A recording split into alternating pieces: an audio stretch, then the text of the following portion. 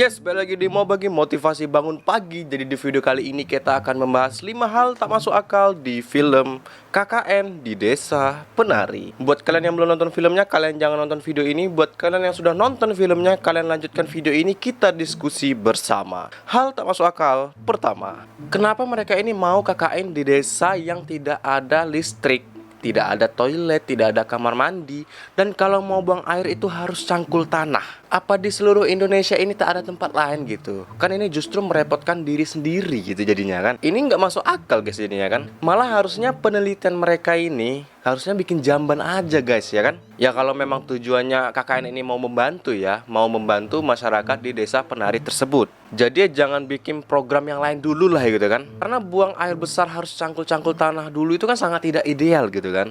Jadi itu yang harus jadi visi misi utama di dalam film ini sebenarnya harusnya gitu kan. Nah kalau mereka bikin program ini gitu kan, bikin jamban yang bermanfaat, pasti setan-setan di film ini tuh mereka turut senang gitu.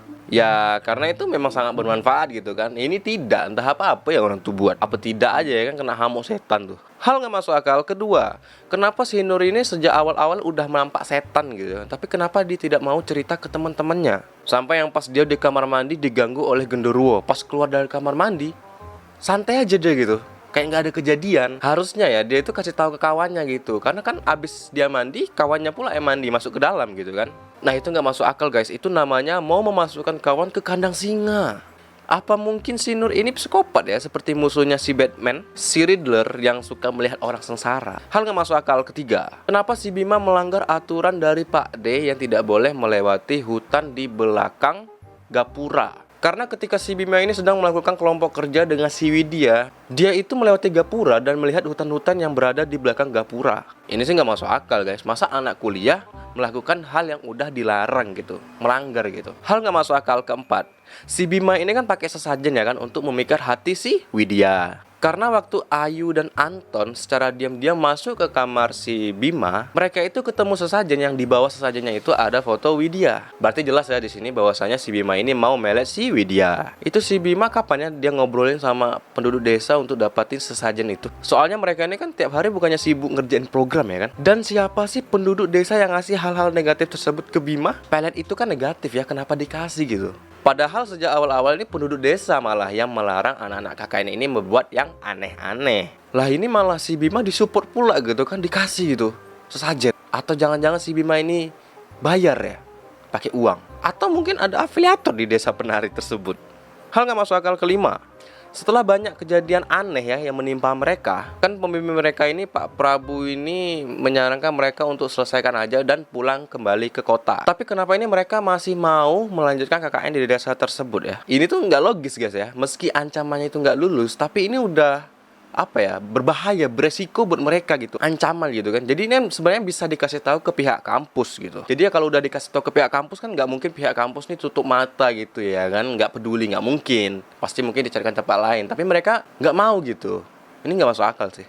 Hal gak masuk akal keenam, di dalam mimpinya Widya itu kan dia mimpinya dililit ular. Itu kenapa ya, kok nggak dijelaskan gitu, kenapa dia bisa mimpi itu? Perasaan si Widya itu kan memang anak baik-baik gitu ya kan. Padahal yang nakal-nakal itu kan si Ayu gitu. Tapi kenapa yang mimpi dililit ular ini justru si Widya? Tapi kenapa Widya di dalam mimpinya Bima itu dia dililit ular, dan kata si jin penari itu dia nggak bisa selamat sebelum si Bima mengikuti perintahnya untuk mengambil gelang di alas pati? Itu kenapa guys ya? Apa kalian tahu? Aneh aja gitu ya kan. Hal gak masuk akal ketujuh, bonus, Bima dan Ayu ini kan terjebak di angkara murka. Kalau si Ayu ini kan jelas dia ingin memikat Bima untuk bisa sama Bima. Lah kalau si Bima ini kan dia berdasarkan pengakuan dia pada saat itu sedang dalam keadaan tidak sadar. Tapi kok dia malah kena juga ya? Kan dia gak sadar nih. Hal gak masuk akal ke-8, bonus, genderuwo yang sering muncul di awal-awal itu kok makin ke akhir makin gak ada ya? Apa sih maksud dan tujuan si genderuwo itu? Apakah setan itu cuma figuran aja gitu kan? Setidaknya kasih lah Pak Manos, dia itu 15 detik kah, 20 detik kah gitu ya kan, muncul lagi gitu. Ya kan, untuk genderuwo ini biar terlihat gitu visi misinya apa dan maunya apa gitu. Ya kasihan kali gitu kan, dah gagah-gagah ujung-ujung kayak apa sih, nggak ada manfaat gitu. Hal nggak masuk akal ke-9, bonus, kenapa film ini banyak yang nonton? Hal yang masuk akal ke-10 bonus. Awak kira film ini bakal ditunda lagi ya kan gara-gara corona bana ini? Karena kalau ditunda lagi, awak pun sudah lupa jadi fenomena viralnya KKN di Desa Penari ini. Oke, jadi itu 5 hal gak masuk akal bonus 5. Jika kalian punya hal gak masuk akal dan tak terjelaskan lainnya di film KKN Desa Penari ini, kalian bisa komen di kolom komentar di bawah. Sampai ketemu di video-video selanjutnya. Mau bagi motivasi bangun pagi.